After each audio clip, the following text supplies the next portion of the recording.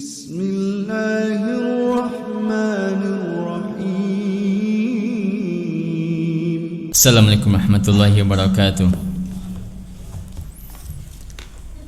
Innal hamdalillah nahmaduhu wa nasta'inuhu wa nastaghfiruh wa na'udzu billahi min shururi anfusina wa sayyiati a'malina. Man yahdihillahu fala mudilla lahu wa man yudlil fala hadiya lahu. Asyhadu an la ilaha illallah wahdahu la syarika lah wa asyhadu anna Muhammadan 'abduhu wa rasuluh. Allahumma salli wa sallim wa barik ala hadzal nabiyil karimil ummi wa ala alihi wa ashabihi ajma'in. Waqala subhanahu fil Qur'anil Karim ba'da a'udzu billahi minasyaitonir rajim. Bismillahirrahmanirrahim. Wal fajri wa layalin ashrin wasyaf'i wal watri wal laili idza yasri hal fi dzalika qasamun lidzi hijr. Kata Allah Subhanahu wa taala, wal fajri, demi waktu fajar, wa layalin ashrin, dan demi 10 malam. Kebanyakan ulama tafsir seperti Al-Imam Ibnu Katsir menyebutkan bahwa maknanya adalah 10 hari di awal Zulhijjah. Dan ini insyaallah akan kita bahas di awal pembahasan tentang keutamaan atau sejenak keutamaan tentang 10 hari di awal Zulhijjah. Bapak Ibu yang semoga dimuliakan oleh Allah, kembali kita memuja dan memuji Allah Subhanahu wa taala atas segala nikmat dan karunia yang Allah berikan. Alhamdulillah, pada malam hari ini kita masih berada di penghujung dari bulan Zulqa'dah. Dan ini merupakan dari rangkaian bulan-bulan haram. Karena dalam Islam itu dia ada berapa bulan yang disebut dengan bulan haram. Kata Allah, inna iddatash syuhuri 'indallahi 12 syahran fi kitabillah. Sesungguhnya dalam kitab Allah, dalam takdir yang Allah takdirkan, 1 tahun itu jumlahnya 12 bulan. Dan itu memang semenjak Allah ciptakan langit dan bumi begitu takdirnya. Lalu Nabi jelaskan yang mana yang 12 bulan itu ada 4 bulan haram. Kata Allah, minha arba'atun hurum, 4 bulannya bulan haram. Lalu yang mana kata Nabi 4 bulan haram itu 3 bulan berturut-turut, Zulqa'dah, Zulhijjah, Muharram. Terpisah 1 adalah Rajab. Karena Bapak Ibu rahmatullah Subhanahu wa taala, mohon maaf, kita matikan dulu. Karena sebahagian kaum muslimin, termasuk mungkin kita, orang yang kadang-kadang tidak peduli dengan penanggalan Islam. Ini diantara akibat buruk dari penjajahan zaman dulu. Salah satu akibat buruk penjajahan adalah kita menggunakan penanggalan Masehi. Sehingga kalau yang Arab-Arab itu, dan istilah Arab juga tidak benar, karena dia bukan penanggalan Arab, tapi dia penanggalan Hijriyah, atau penanggalan Islam, atau penanggalan Qamariyah.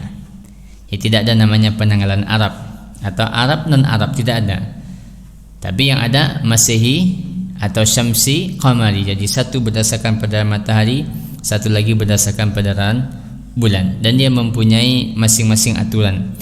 Tapi semua yang berhubungan dengan ibadah dalam Islam, dia mempunyai hubungan dengan penanggalan Hijriyah. Makanya Al-Hafiz Ibn Rajab Hambali mengarang kitab judulnya Lataiful Ma'arif. Jadi inti-inti pengetahuan tentang perjalanan waktu dan bulan. Maka beliau membahas secara mendalam tentang bulan ini apa ibadah yang utama, bulan ini apa ibadah yang utama. Baik, hari ini kita berada di penghujung dari bulan Zulqa'dah, dan besar kemungkinan kita akan masuk di hari 1 Zulhijjah itu, kalau tidak hari Selasa atau hari Rabu. Betul. Kalau tidak Selasa atau Rabu, maka Senin malam akan diadakan namanya melihat hilal. Makanya yang benar dari bahasanya bukan hasil isbat. Itu kan proses saja, intinya ru'yah hilal. Dan besar kemungkinan Bapak Ibu bahwa dalam penanggalan, dalam penentuan awal Zulhijjah dan penentuan kapan Idul Adha dan kapan orang akan melakukan puasa Arafah, maka ini memang perbedaannya besar, terjadi kemungkinan berbeda. Apalagi kita di Indonesia. Kalau Ramadan saja yang negara-negara lain tidak mungkin berbeda, kita saja berbeda. Karena memang ada satu organisasi besar, dia terlebih dahulu telah meletakkan pancangnya. Dek kami rayu hari itu. Tak mau tahu orang mau hari raya kapan, mau Ramadan kapan, tak penting. Yang penting itunya pancang dulu. Makanya sebenarnya Bapak Ibu dalam kebersamaan agak bermasalah. Dalam tinjauan fikihnya juga pandangan yang lemah tentang hisab. Tapi dalam negara kita diberikan kebebasan bebas, sehingga besar kemungkinan kita ini akan terjadi terus perbedaan puasa. Itu risiko saja ya, agak sulit untuk kita berbicara di bawah-bawah sini kecuali kalau kita ngomongnya ke Majlis Tarjih sana di Jakarta. Tapi kalau kita berbicara di bawah sulit, karena mereka juga tidak punya wewenang. Artinya apa? Pilihan hisab itu pada kesimpulannya menyebabkan kita sulit bersatu untuk awal dan akhir Ramadan. Tapi untuk awal Zulhijjah dan puasa Arafah dan juga Idul Adha, maka kemungkinan berbeda lebih besar lagi.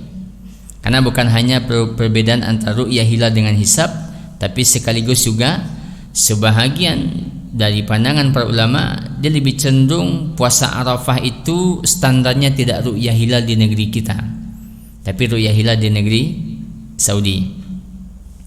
Kalau misalnya Saudi mengumumkan, kira-kira mana yang lebih dulu, kita atau Saudi yang lebih dulu? Kemungkinan, kalau kemungkinannya kita yang dulu.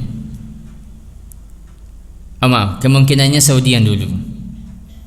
Bisa jadi kemungkinan Saudi yang dulu, karena waktu kita kan lebih cepat. Kalau kita melihat lebih cepat, kemungkinan hilal belum tampak. Saudi akan melihat hilal 4 jam setelah itu. Kalau kita 6:30, di Saudi jam berapa? 1:30. Kita melihat hari ini jam 6:30, di sana masih 1:30. Mereka belum melakukan ru'yah hilal. Berjalan waktu 4 jam baru mereka melihat. Kira-kira mana lebih besar kemungkinan melihat lebih dulu? Kalau kita melihat, pasti mereka lihat, karena kita lebih dulu melihat. Tapi kalau kita tidak melihat hilal, mungkin mereka lihat. Sekalipun waktu kita lebih cepat, kan orang begitu juga. Balik bisa, waktu kita capek pada Saudi, balik dulunya rayu, balik dulunya Arafah. Karena memang kita melihat hilal lebih awal. Orang yang melihat lebih awal kemungkinan tampak dan kemungkinan tidak tampak, dan bisa juga sama-sama tidak tampak, mungkin saja. Tapi akan ada kemungkinan kita tidak tampak, mereka tampak, karena mereka lebih dahulunya 4 jam. Nah, kita lebih dahulunya 4 jam, sehingga kita lihat hari ini jam 6:30, di sana masih siang. Mereka melihat hilalnya nanti 4 jam berikutnya. Kita sudah jam 10 lebih kurang, mereka baru akan melihat hilal. Maka ada kemungkinan kita belum melihat, mereka melihat. Tapi kalau dua-duanya mungkin saja, kita tidak melihat hilal, mereka juga tidak melihat hilal, maka hari Selasa akan ditambahkan menjadi 30 Zulqa'dah, dan berarti hari Rabunya baru 1 Zulhijjah. Ala kulli hal Bapak Ibu rahmati Allah, maka pandangan yang lebih kuat ini punya bahasan cukup panjang. Ada sebuah makalah berjudul tentang Ikhtilaful Matali' atau perbedaan tempat terbit dan tempat tenggelam matahari. Itu bahasan cukup panjang. Saya lebih cenderung bahwa untuk penentuan awal Zulhijjah, 9 Arafah, 9 Zulhijjah dan 10 Zulhijjah, maka standarnya dikembalikan kepada ru'yah hilal di negeri masing-masing. Dan ini juga sesuai dengan kaedah usul fikih, bahwa dalam kaedah usul fikih dikatakan al-hakim yurfa'ul khilaf. Jadi putusan pemerintah itu dia akan menghilangkan perbedaan yang ada, supaya pelaksananya sama. Tapi kalau terjadi perbedaan, maka penitia korban mengalahlah. Dipastikan semua pesertanya sudah sholat Idul Adha baru disembelih. Kalau terjadi perbedaan, jangan dipaksakan kita dulu. Kami pengen 10 Zulhijjah, dan kawan besok sholatnya. Tidak bisa, harus ditunggu supaya semuanya sudah sholat Idul Adha. Karena kata Nabi, siapa yang menyembelih sebelum dia sholat, maka itu tidak disebut dengan korban. Tapi kalau menyembelih sesudah solat baru disebut dengan ibadah korban. Baik.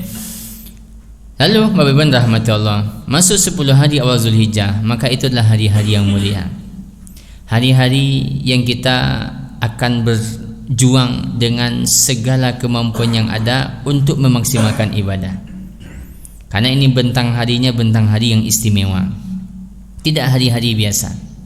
Kalau hari-hari biasa, istimewanya sepertiga malam terakhir ketika subuh, dia istimewa juga, tapi nilainya standar. Kemuliaan hari biasa. Hari Jumat lebih mulia.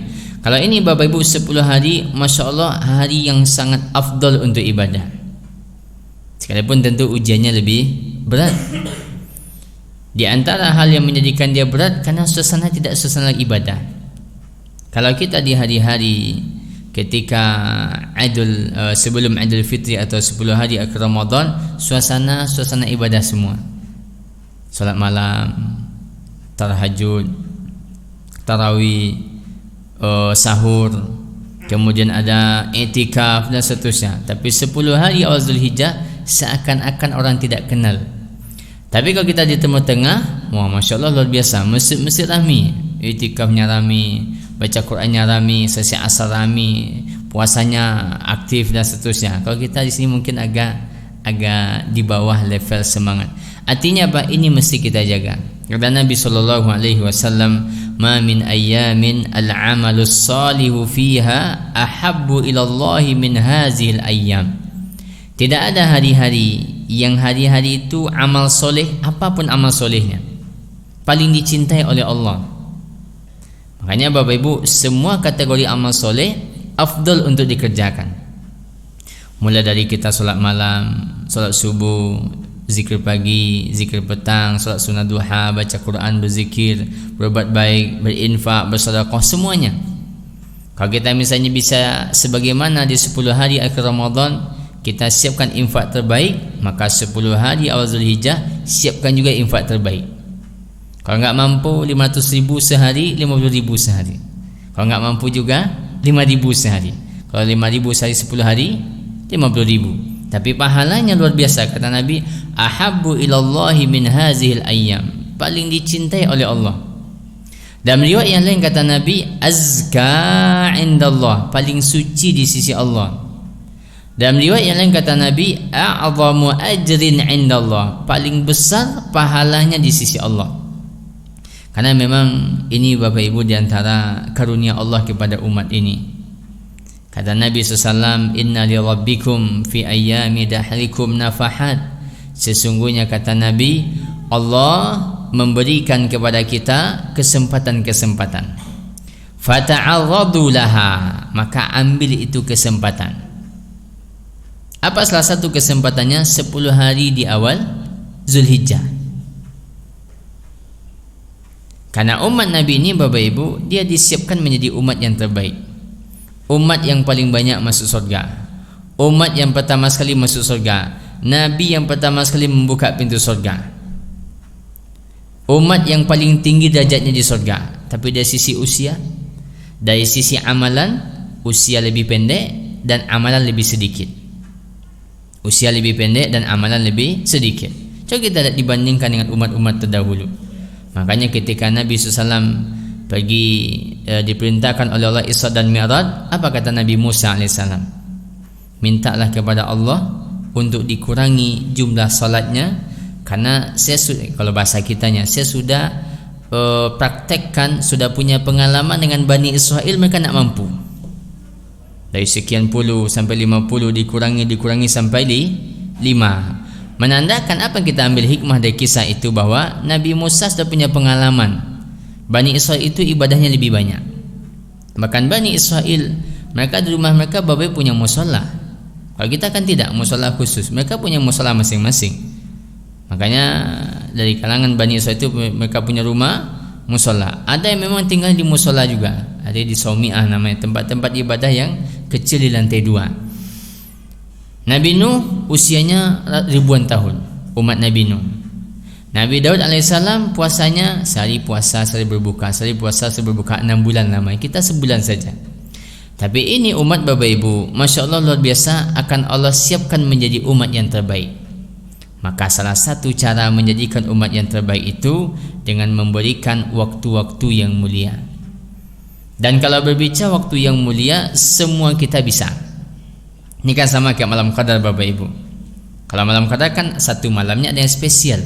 Kalau ini 10 malam spesial semua. Yang paling spesial itu adalah malam yang ke-9 yang dinamakan dengan hari Arafah. Tapi harinya maklum diketahui. Kalau malam qadar tidak diketahui malamnya malam keberapa, tapi 10 malamnya spesial. Tapi kalau 10 hari awal Zulhijjah, yang spesialnya diketahui 9 Zulhijjah, yang disebut dengan hari Arafah atau waktu kita berpuasa sunnah Arafah. Maka inilah kesempatan untuk kita semua Bapak Ibu. Kalau kita pengen ibadah salat kita berlipat ganda, satu kali solat 100.000 kali, maka kita butuh sekian biaya. Mungkin kita punya, mungkin kita tidak punya. Kalau kita pengen solat 1.000 kali, harus keluarkan biaya ke Madinah. Mungkin kita sempat atau mungkin tidak sempat. Kalaupun kita mampu, kesan mungkin seminggu 2 minggu pulang. Seminggu pulang, hanya mampu sekali seumur hidup, 2 kali dan 3 kali. Tapi kesempatan waktu Allah berikan bagi kita semua. Kalau kesempatan tempat, kemuliaan tempat bagi sebahagian orang. Ada orang yang pengen haji nggak sampai, ada yang pengen umrah nggak jadi pergi. Kalau kesempatan waktu bagi semua kita, termasuk malam qadar. Malam qadar itu Bapak Ibu kan tidak khusus bagi, kalau zaman dulu kan begitu cara berpikirnya. Malam qadar itu katanya untuk yang buya-buya saja, yang syekh-syekh saja. Tidak. Malam qadar itu siapa yang memanfaatkan waktu dia dapat. Begitu juga 10 hari di awal Zulhijjah. Baik. Jadi Bapak Ibu rahmatullah subhanahu wa taala, maka di awal kajian kita pada malam hari ini yang ingin sedikit kita tekankan bahwa kita untuk bersiap-siap segala hal yang berhubungan dengan ibadah kita di 10 hari awal Zulhijjah itu kita tingkatkan. Termasuk puasa. Bolehkah kita puasa 9 hari? Boleh. Sekalipun tentu kualitas dia beda. Yang satu, puasa Arafah, dia punya dalil yang khusus. Kata Nabi, puasa Arafah bisa menghapuskan dosa selama 2 tahun. Tapi tanggal 1 sampai tanggal 9, sebagaimana difatwakan oleh Lajnah Daimah, bahwa dia merupakan salah satu dari amal soleh. Berarti di sana kalau kita berpuasa, puasa di bulan haram sekaligus puasa di awal Zulhijjah, karena Zulhijjah kan bulan haram juga. Dan berpuasa di bulan haram lebih afdal dibandingkan berpuasa di bulan-bulan lain. Dan juga tidak ada larangan kita berpuasa. Kalau kita berturut-turut pun tidak ada larangan. Yang larangan berpuasa itu namanya puasa wisol, berturut-turut terus nggak berhenti-berhenti, baru ada larangan. Kalau ini kita berpuasa tanggal 1 sampai tanggal 8. Tapi tetap tentu hukumnya sunnah. Dari mana dalilnya? Yang tadi kita sebutkan al-amalus soleh, dia merupakan bahagian dari amal soleh. Tanggal 9-nya, maka ini baru namanya puasa Arafah. Baik, Bapak Ibu semoga dimuliakan Allah Subhanahu wa taala, dan semoga kita juga di hari-hari yang mulia ini Allah berikan hidayah, Allah berikan taufik, bisa banyak membaca Quran. Kalau bisa kita 1 juz sehari, 10 hari 10 juz. Kalau kita bisa zikir pagi, zikir petang selama 10 hari, berarti zikir pagi 10 kali, zikir petang 10. Salat duha agak 10 rakaat kalau 10 hari, kira-kira begitu. Itu kan hitung-hitungan perakiraan saja. Tapi semampu kita. Intinya bahwa ini hari-hari tak kalah jauh mulia dibandingkan hari-hari 10 hari di akhir Ramadan. Baik. Masih menyambung Bapak Ibu yang rahmati Allah dari ulasan kita di beberapa bulan yang lalu, sebelum kita diuji oleh Allah Subhanahu wa taala dengan namanya wabah. Dan ini bahagian dari ujian yang Allah berikan kepada umat Islam. Dan begitulah hidup ini, dia akan senantiasa dihiasi oleh ujian. Dan semoga kita menjadi hamba-hamba yang lulus dalam ujian. Karena ujian pada kesimpulannya menuntut kita untuk banyak bertaubat. Kata Allah, wala nuziqannahum minal azabil adna dunal azabil akbar la'allahum yarji'un. Jadi orang diuji dengan ujian yang ringan di dunia, belum ujian yang ada di akhirat. Apa hikmahnya? Supaya kita bertobat. Jadi dia nyambung antara ujian yang kita lewati ini dengan persiapan 10 hari di awal Zulhijjah. Maka ujian menjadikan muslim itu ingat kembali dengan salat malamnya. Ujian menjadikan kita ingat dengan zikir pagi. Ujian mengingatkan kita dengan membaca Al-Quran. Ujian mengingatkan kita dengan doa. Ujian mengingatkan kita dengan berbuat baik kepada orang tua dan semuanya. Dan tentu ujian juga mengingatkan kita supaya meninggalkan dosa, dosa riba, dosa zina, dosa apa saja. Karena itu bahagian dari hikmah-hikmah ujian. Baik. Masih bersama adab-adab Islam dari adab-adab al-Islami. Sekalipun pembahasan adab Islam ini Bapak Ibu bahasan yang cukup panjang. Lalu di awal-awal pernah kita ulas banyak cara, dan itu sangat mudah sekali kalau kita ingin mempelajari dan mengamalkan dari adab-adab Islam ini, karena dia sesuatu yang sederhana. Mempelajarinya sederhana, tinggal baca, amalkan. Tapi kebutuhan kita jauh lebih butuh kita kepada adab-adab Islam dibandingkan makanan dan minuman. Kita makan mungkin 3 kali, minum sekian kali. Kalau adab Islam ini Bapak Ibu, dari kita bangun sampai kita tidur. Kita bangun mulai dari adab-adab tidur. Kemarin saya memberikan kajian adab juga kepada santri-santri baru kita di sekolah. Kemudian kita masuk kamar mandi, adab-adab kamar mandi.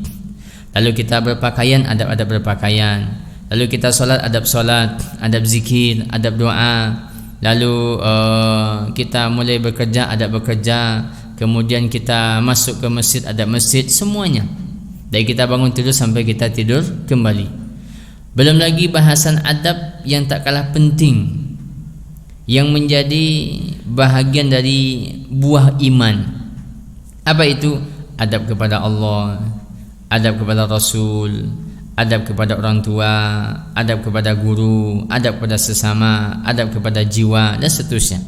Karena semua ini Bapak Ibu akan menjadi perhiasan kehidupan kita. Baik. Adapun adab yang kita bahas pada malam hari ini, kita akan masuk pada bahasan berhubungan dengan Idul Adha juga, adab tentang makan dan minum. Dan sekaligus juga kita bahas sedikit tentang fiqhut ta'am atau fikih makanan dan minuman. Kalau adab makan dan minum lebih sederhana, tapi kalau fikih makanan dan minuman ini lebih luas pembahasan. Dan biasanya para ulama Bapak Ibu dalam bahasan kurban sebahagian memasukkan ke dalam bahasan fikih makanan. Sebahagian ulama memasukkan bahasan fikih kurban itu ke dalam bahasan fikih sembelihan, dan sebagainya kepada fikih haji, karena dia berhubungan dengan waktu pelaksanaan ibadah haji. Makanan dan minuman Bapak Ibu tentu dia punya bahasan yang cukup panjang, berhubungan dengan adab halal dan haram segala macam. Sebagainya kita ulas. Ada konsep yang paling inti yang harus kita pahami dari makanan dan minuman ini, sebagaimana Allah katakan, ya ayyuhan nasu kulu min, kata Allah, ya ayyuhallazina amanu kulu minat thayyibati ma razaqnakum. Dalam ayat lain kata Allah Subhanahu wa taala, kulu mimma fil ardi halalan thayyiba. Ini dua konsep yang harus kita pahami baik-baik. Konsep halal ini agak lebih mudah memahami, tapi konsep thayyib ini yang menjadi kendala kita hari ini. Tantangan di dunia makanan ada konsep thayyibnya. Yang pertama Bapak Ibu, makanan atau fikih makanan kita lihat dia mesti harus halal. Halal dari sisi cara mendapatkan atau juga halal dari sisi zatnya. Sekalipun sisi zat ini berhubungan dengan thayyib sebenarnya. Kenapa? Karena begitu Allah katakan halalan thayyiba, harus mesti halal. Dipastikan dia sesuatu yang halal. Karena kata Nabi SAW, kullu ma damata minal haram fannaru aula biha. Sesuatu yang mengalir dari hatu yang haram, maka neraka lebih cocok tempatnya. Makanya kalau ibu-ibu memasak, dilihat ini makanan saya beli dari yang halal atau yang haram. Ini bawang, ini apa, segala macam dan seterusnya. Kenapa? Karena itu syarat. Jadi sesuatu yang dimasukkan kepada mulut kita dari yang halal, maka tentu hasilnya juga baik. Kalau dari sesuatu yang haram, dia punya pengaruh yang sangat banyak. Salah satu pengaruhnya kata Nabi akan menyebabkan doa kita tertolak. Apa kata Nabi SAW? Nabi kisahkan tentang seorang rajul, wa rajulun aghtha akbar, seorang laki-laki yang dia berjalan, bajunya sudah lusuh, kemudian dia sudah capek, kemudian dia ada masalah, summa yamuddu yadahu ila sama, dia angkat tangannya ke langit, dia katakan, ya Rabb, ya Allah tolonglah saya, bantulah segala macam. Apa kata Nabi SAW? Bagaimana mungkin Allah akan mengabulkan doanya? Wa mat'amuhu haram wa mashrabuhu haram wa ghuzziya bil haram fa anna yustajabu lizalik. Maka dia makan sesuatu yang haram, minum yang haram juga, pakaiannya haram juga, gimana mau dikabulkan? Ini salah satu akibat buruk orang memakan yang haram. Halal secara zat, ini Bapak Ibu punya hubungan bahasan fikih yang cukup panjang. Apa jenis yang haram, segala macam, zatnya dari hewan, segala macam dan seterusnya. Ini bahasan cukup panjang. Kita nggak buka bahasa ini malam hari ini. Itu yang pertama. Yang kedua, thayyib. Thayyib ini Bapak Ibu, hari ini menjadi sesuatu yang sulit untuk kita wujudkan, atau tantangannya cukup berat. Kata-kata thayyib ini dia menjadi tantangan yang cukup berat dalam kehidupan kita, karena hampir semua jenis makanan kita ini interaksinya zat kimia semua, atau dia berhubungan dengan sesuatu yang merusak kepada tubuh. Makanya ketika makanan, apa kata Allah dalam surah Abasa? Kata Allah, falyanzuril insanu ila ta'ami, maka hendaklah manusia melihat kepada makanannya. Melihat itu bukan maksudnya dilihat lalu dimakan, bukan itu maksudnya. Artinya melihat ini dari apa dibuat, bagaimana proses membuatnya. Hari ini dunia kita dunia makanan instan semua. Dunia makanan kita dunia MSG semua. Dunia makanan kita P-nya terlalu banyak, penyedap, perasa, pewarna, pewanis, pengembang, pengawet, semuanya lengkap di situ. Makanya zaman-zaman bapak-bapak yang sudah berusia ini kan zaman dulu sehat-sehat semua, jarang sakit aneh-aneh. Orang tua kita zaman dulu jarang sakit-sakit yang aneh. Kenapa? Makanannya terjaga. Makanannya sayurnya dia tanam sendiri. Makanannya cabai dia tanam sendiri. Hari ini Bapak Ibu dunia tanaman kita, sampai dunia tanaman pun tidak sehat. Semuanya pestisida, semuanya pupuk kimia. Yang biasanya kalau kita tanam kangkung, usianya 1 bulan 2 bulan baru bisa dipanen, ini 15 hari bisa dipanen. Bisa dipanen. Kasih racunnya juga sama. Makanya hari ini kan orang mengembangkan namanya pupuk organik, pupuk herbal segala macam, karena dia mempunyai efek yang tidak baik bagi kesehatan. Makanya tadi saya ulas di awal, kuncinya memang ini dunia hari ini dunia agak mengkhawatirkan dunia makanan. Makanya Bapak Ibu yang bisa bertanamlah di rumah. Tanam sayur, tanam yang bisa ditanam. Kenapa? Dunia hari ini dunia mengkhawatirkan. Dari sisi sayuran, dari sisi hewan-hewan. Yalah, zaman dulu bapak-bapak kalau punya ayam di rumah, berapa bulan baru bisa kita sembelih ayamnya, kita goreng? Mungkin 6 bulan, mungkin setahun baru bisa dibantai ayamnya. Hari ini usia ayam 15 hari bisa dibantai, bisa dimakan. Pakai apa itu? Sesuatu yang kita khawatirkan di sisi zat kesehatannya. Pakai hormon, makanannya pakai ini, semuanya dipacu semua. Coba bayangkan 15 hari dari ayam yang sebesar ini. Masya Allah, saya mau kepada pengusaha ayam. Saya mohon maaf, ini bahasanya agak sensitif bagi para pengusaha ayam. Tapi kita begitu Bapak Ibu rahmatullah. Artinya itu kan tantangan. Makanya minimal kalaupun kita tidak bisa meninggalkannya, berarti kita kurang-kurangilah makan itu. dikurang. Kenapa? Sisi thayyibnya.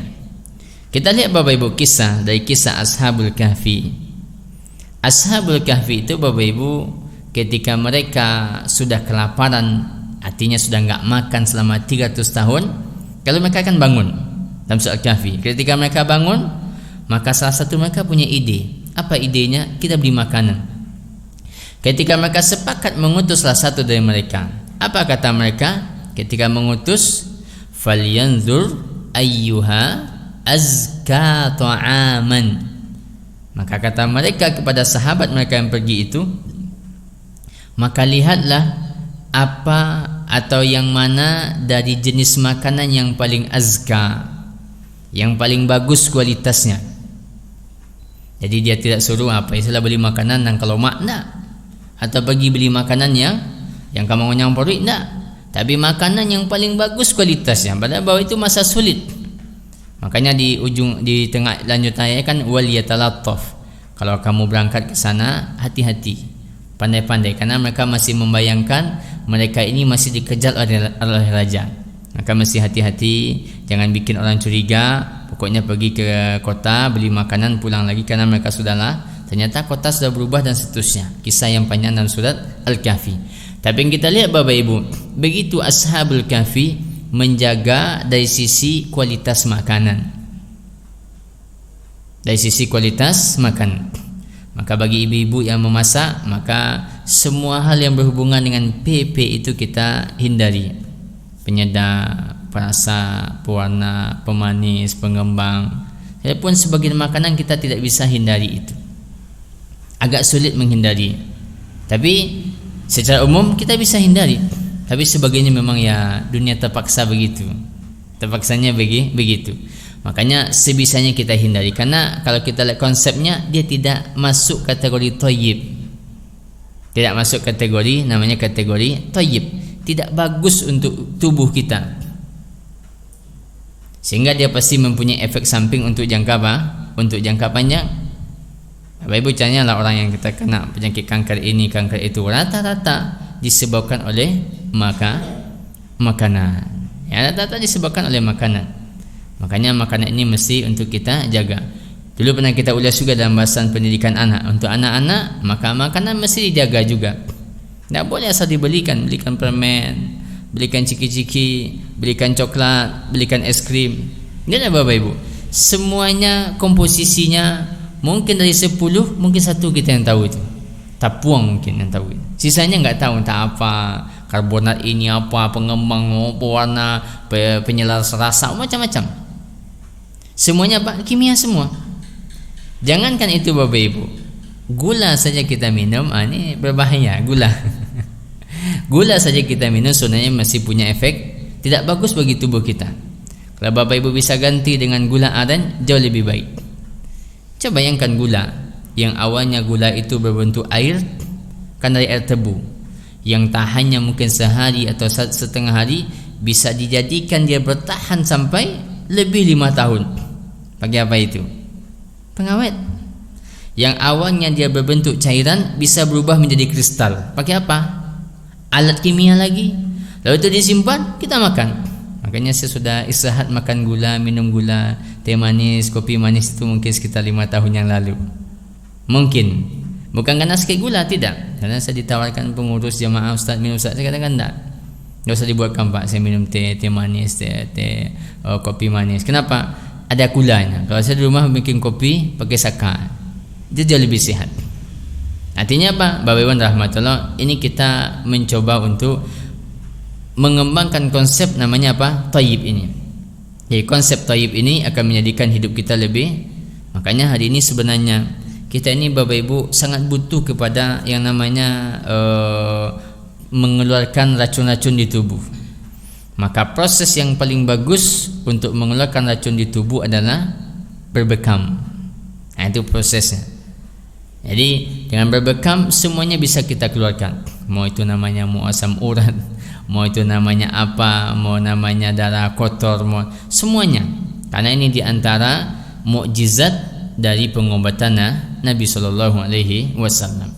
Termasuk kalau kita korban, salah satu yang menjadi masa kita di korban ini adalah jenis-jenis daging yang tidak sehat untuk tubuh kita, tidak thayyib. Dia tidak haram tapi tidak thayyib. Apa itu Ibu? Itulah yang di dalam perut sapi itu. Kalau kita buka, kita bersihkan, mungkin setengah jam tu membasuh tu je baru gosok. Tempat apa itu Mak? Tempat kotoran sapi. Kalau 5 tahun umur jawinya, 5 tahunlah kotoran sapi di sana berletak. Lalu itu yang kita bersihkan. Sebagian orang sukanya makan itu. Jeruan. Sama kata bapak yang suka itu. Artinya perlu kita lihat. Makanya saya melihat di Timur Tengah sana, di Mesir yang saya lihat, enggak ada orang makan jeruan itu. Enggak ada yang bikin sup jeruan. Tidak ada orang bikin, apalagi bikin. Kalau randang ini kan orang Minang yang pandai. Enggak ada yang bikin jeruan bumbu segala macam. Mereka kalau daging bakar, kebab itu daging bakar. Daging bakar selesai. Kalau daging rebus dagingnya selesai. Mereka rebus daging Bapak Ibu kalau orang Mesir, masukkan daging, masukkan bawang, masukkan garam, dah makan. Makanya nggak ada mereka namanya merebus, mau merebus usus, mau merebus apa, produk-produk yang sebenarnya tidak sehat bagi usus kita. Apalagi kalau kita sudah usianya cukup tinggi. Karena memang ibu-ibuan rahmatullah, orang Minang kita ini dia punya ilmu yang sangat luar biasa dalam mengolah makanan. Tapi ketika kemampuan itu bagus, yang diolahnya tidak bagus, dia bisa diubah jadi bagus. Kalau awalnya dia amis, kemudian kita melihatnya agak, mohon maaf, agak jijik, pas diolah, wah lama bentuk. Tapi itu berbahaya, tidak thayyib sebenarnya. Itulah bapak-bapak, itu kalau kita, jangankan lambung kita, gigi saya kita nggak bisa memotong jeroan itu, gigi nggak bisa motong, nggak bisa dipotong. Lalu kita kunyah sebentar, masukkan ke lambung, ya nanti tukak lambung, sakit lambung, apa lambung segala macam. Karena memang yang kita masukkan itu tidak bisa diproses oleh lambung secara baik. Ujung-ujung nanti dia akan jatuh jadi kotoran saja, tapi dia sudah merusak kepada lambung. Jangankan lambung, gigi saya nggak mampu memotongnya, apalagi lah lambung. Makanya Bapak yang rahmatullah, saya ditanya juga tahun yang lalu oleh panitia korban, Ustaz, kita buanglah gitu Ustaz, ya yang di keranjang itu. Saya katakan siapa yang mau bawa pulang bawalah, tapi nggak usah dibagikan. Ujung-ujungnya dibagikan juga. Ada yang Ustaz, bagi lu Ustaz, oke bagi. Karena masih menenggang-nenggang sebenarnya. Kalau idealnya saya punya pikirannya sudah buang saja. Kita nggak repot membersihkannya. Kalau panitia korban nggak habis waktu membersihkannya, nggak capek-capek, tinggal gali lubang, tutup, selesai. Tapi kan tidak semua orang berpikiran seperti itu. Ada juga kami ketujuh Ustaz, biarlah Ustaz dicubus gitu. Sudah bawa lah. Kenapa Bapak yang rahmatullah? Karena secara konsep kesehatan dia tidak thayyib namanya.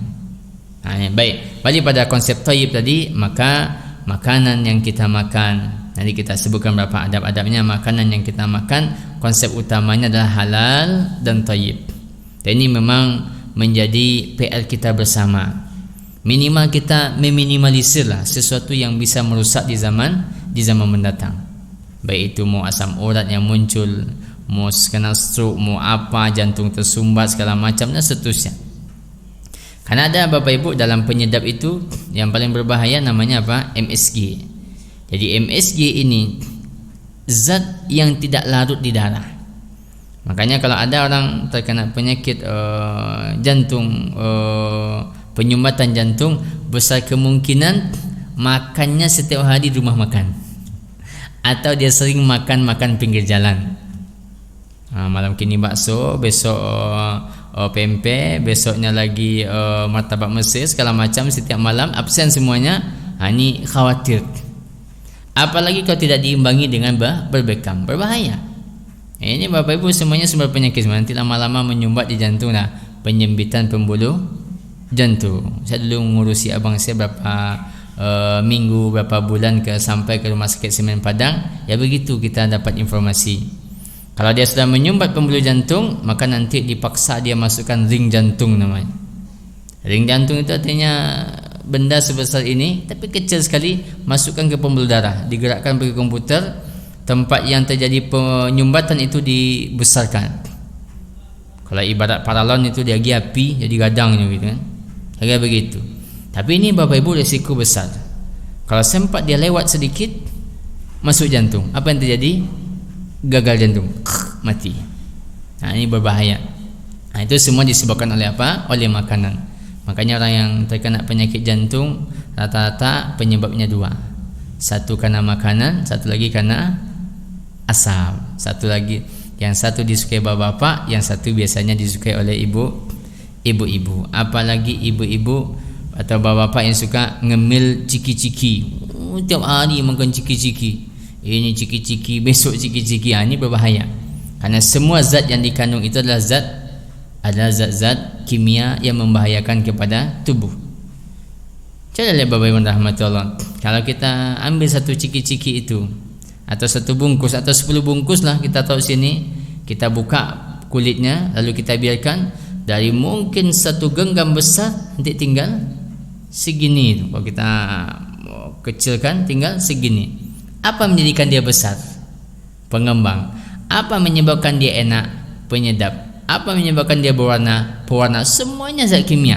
Hanya olahan zat kimia saja. Itulah yang dimakan oleh anak-anak kita. Makanya dikatakan oleh sebagian pakar, anak-anak yang candu ciki-ciki mirip seperti bapak candu rokok. Susah dihentikan. Mangana ciki-ciki, dan dia nggak suka lagi makanan-makanan kampung zaman dulu. Makanya kita di sekolah itu nggak boleh jualan ciki-ciki. Kita hindari menjual ciki-ciki. Kenapa? Berbahaya bagi anak-anak. Dia kan bentuk sederhana, seleranya berbeda, tingkat seleranya berbeda, nanti dia dengan makanan-makanan kampung tidak suka. Baik. Jadi itu namanya konsep halalan thayyibah. Makanya kewajiban kita dalam dunia makanan, dunia kue begitu juga ibu-ibu, hampir sama. Ya pun dunia kue juga agak sulit menghindari dari dunia zat kimia pengembangnya. Tapi ya, kalau ibu-ibu mau bisa juga bikin kue hari ini namanya kue herbal. Semuanya herbal. Artinya tidak pakai pengembang instan atau pengembang kimia, supaya dia benar-benar sehat. Kalau tidak, zat kimia semua. Ini zat kimia, semuanya zat kimia berbahaya. Tapi tentu ada yang bisa kita kurangi, ada yang tidak. Ustaz, apakah dia haram? Sebagainya mungkin tidak haram karena kadarnya sedikit. Kayak ciki-ciki dia masuk alpepon dan ini segala macam, tapi tetap dia memberikan pengaruh pada kesehatan. Baik.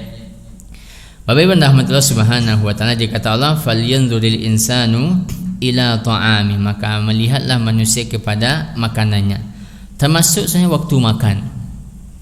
Jadi dia bukan hanya masalah makannya saja, termasuk waktu makannya. Maka dalam Islam itu Bapak Ibu kan waktu makan itu ada 3. Ada al-fatur, ada al-ghada, ada al-asha. Nah, 3 ini disebutkan di dalam 2 dalam Al-Quran, 1 dalam hadis Nabi, kalau saya tidak salah. Artinya 3. Kalau ini al-fatur, sarapan pagi. Kata Nabi SAW, siapa yang sarapan pagi dengan 7 biji kurma, maka akan terhindar minas summi wassihri, dari pengaruh sihir dan pengaruh racun. Makanya sarapan pagi yang terbaik itu dengan kurma. Tapi kalau kita biasa makan lontong, makan nasi goreng, agak susah nyambungnya, bisa mual-mual perutnya. Tapi begitu sunnah Nabi. Kalau bisa kurma Madinah tentu lebih baik, tapi modalnya besar. Kalau nggak bisa, kata seperti Syekh Ibn Baz dan yang lain-lain, bahwa silakan kurma manapun, yang penting sarapan paginya adalah kurma. Kalau kita sarapan paginya, masya Allah luar biasa, semua bumbu sudah mulai masuk, semua zat-zat sudah mulai masuk, olahannya segala macam dan seterusnya. Apalagi kita orang Minang ini, agak sulit merubah kebiasaan. Dulu saya rubah kebiasaan, kembali lagi. Nanti saya coba lagi kembali lagi. Baik. Kemudian yang kedua baru al-ghada, ini makan siang. Dan yang ketiga al-asha. Al-asha ini Bapak Ibu biasa Nabi makan malam itu sebelum maghrib. Dan kalaupun agak lambat Nabi dah makan sesudah maghrib. Tidak dianjurkan makan malam sesudah isya. Menandakan pentingnya makan sebelum isya. Makanya kata Nabi, iza kudimal asya fabda'u bil asya. Kalau sudah dihidangkan makanan malam, orang azan isya, dulu makan.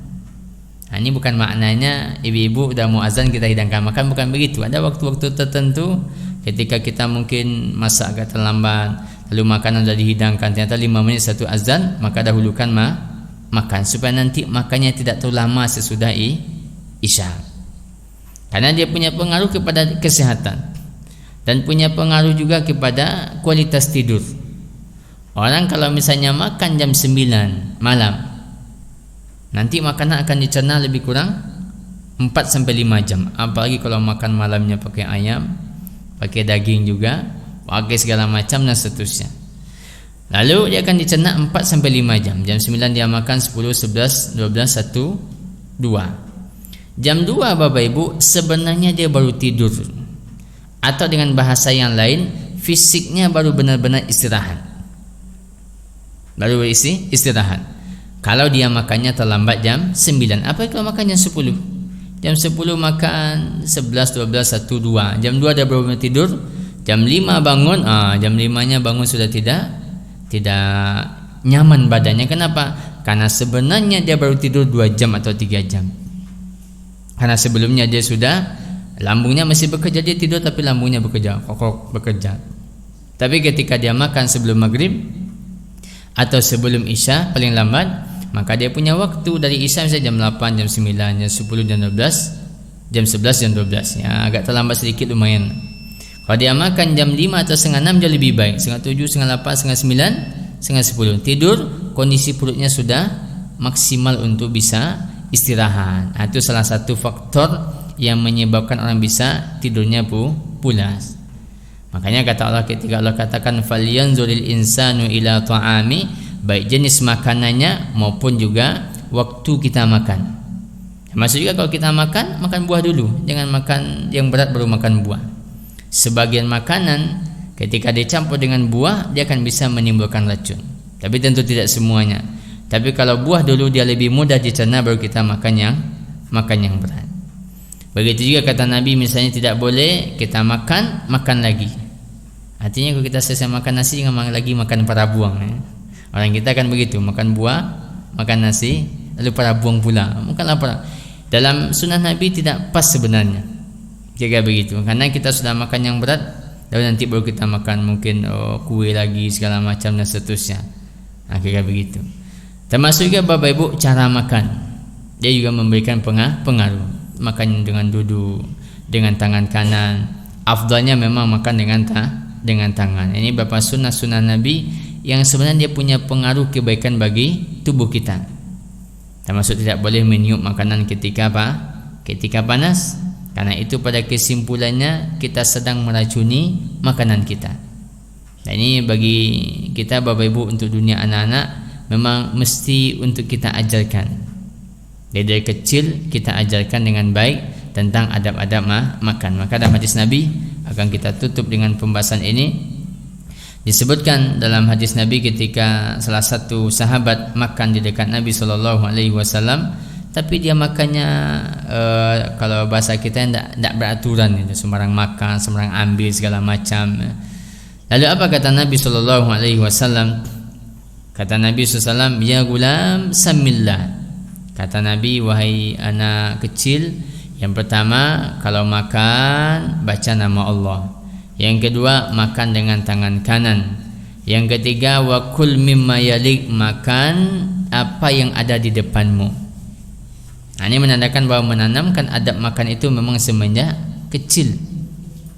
Termasuk dia makannya, ya namanya anak-anak kan suka makan berdiri, atau sebagian anak suka makan dengan tangan kiri, atau mungkin makan sambil berlari, atau mungkin makan sambil tidur segala macam. Maka ini memang harus diajarkan semenjak kecil, karena penanaman nilai-nilai itu harus ditanamkan dari semenjak kecil semuanya, termasuk dia berpakaian dengan yang bagus, menutup aurat semenjak kecil, karena ini memang waktu kita menanam bagi anak-anak.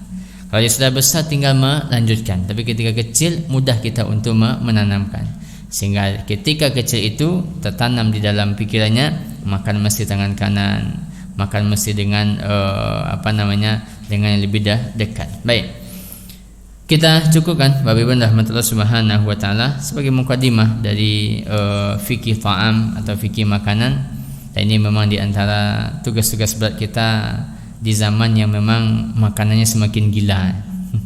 Saking gilanya, dengan nama-namanya pun gila-gila. Ada namanya bakso setan, ya ada ceker setan, bakso nerak, apa macam-macam. Dalam Islam bahwa tidak boleh memberi nama makanan dengan nama-nama yang jelek. Ceker setan, bakso bakso neraka. Macam-macam bikin nama. Maka ini tidak boleh. Kenapa? Karena ini salah satu adab dalam Islam, kita itu memberikan penghormatan untuk makanan. Maka dengan apa kita berikan penghormatan? Kasih namanya yang baik. Maka dalam bab istinja kan begitu kata Nabi, tidak boleh kita beristinja dengan bit'am, dengan makanan. Sekalipun kan kita bisa beralasan, kita pakai untuk istinja, kita buang, tapi yang dihormati adalah makanannya, bukan yang sesuatu yang kita gunakan di saat itu saja, tapi jenis makanan. Untuk istinja aja tidak boleh, apalagi dikasih nama yang aneh-aneh, yang berhubungan dengan setan lah, dengan neraka lah, dengan segala macam, maka tidak tidak boleh. Wallahu a'lam. Dan memang semakin ke depannya Bapak Ibu tentu lihatlah macam-macam kafe, macam-macam yang dibikin orang selera Cina, selera ini, selera itu segala macam. Maka ini memang tantangan bagi anak-anak muda. Maka kita kalau punya anak-anak tidak usah ditanamkan kita makan ke sana, semuanya biasa-biasa saja. Tapi kalau generasi muda Bapak Ibu makan di restoran baru tu senang banget.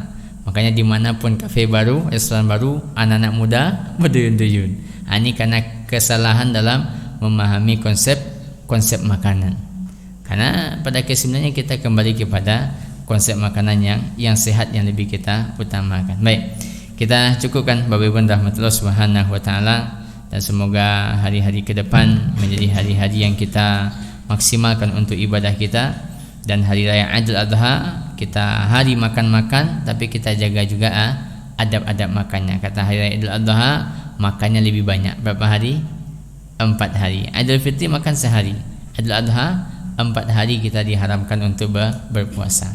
Baik, kita cukupkan. Subhanakallahumma bihamdika asyhadu an la ilaha illa anta wa astaghfiruka wa atubu ilaik. Wassalamualaikum warahmatullahi wabarakatuh.